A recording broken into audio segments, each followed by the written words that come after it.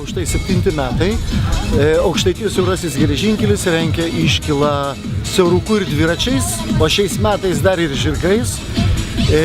Atvykę čia aplankome piliakalnius. Pakely mes aplankom nemažai objektų. Dabar mes esame Arklio muziejuje, čia šalia Anykščių Niūronyse.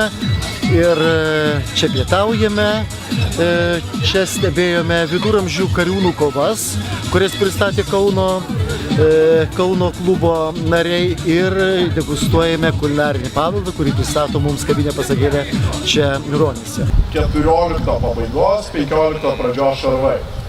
Irgi daugiau itališko modelio. Toliau galbūt bandysit spėti, kiek jie sveria. Kauna ekipiruotė. 20, 30, kas daugiau? 100. Va, kas spėjo, 30 buvo tarčiausiai. Tai buvo tokia ekipiruotė pilna, neskaitant ginklo, skydo, sveria apie 30-35 kg. Priklausomai nuo šarvų modelio gali sverti iki 40.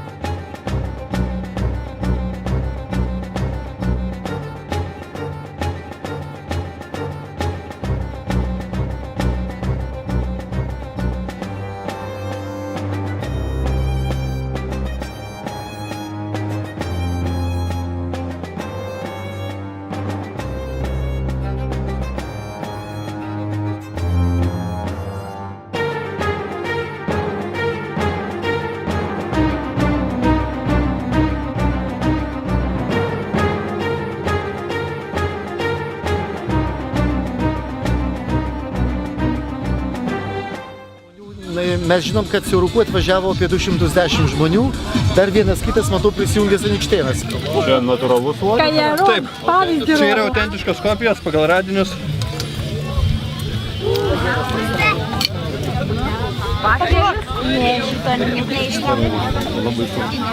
Sargi vaikai. Na, mėly Anykščių krašto žmonės, iš tiesų mes gyvenam nuostabioj vietovėje. Neatsitiktinai būtent čia, aš nei kiek nebejoju, karanuotas ir pirmasis Lietuvos karalius Mindaugas ir Morta po krikšto 51 metais.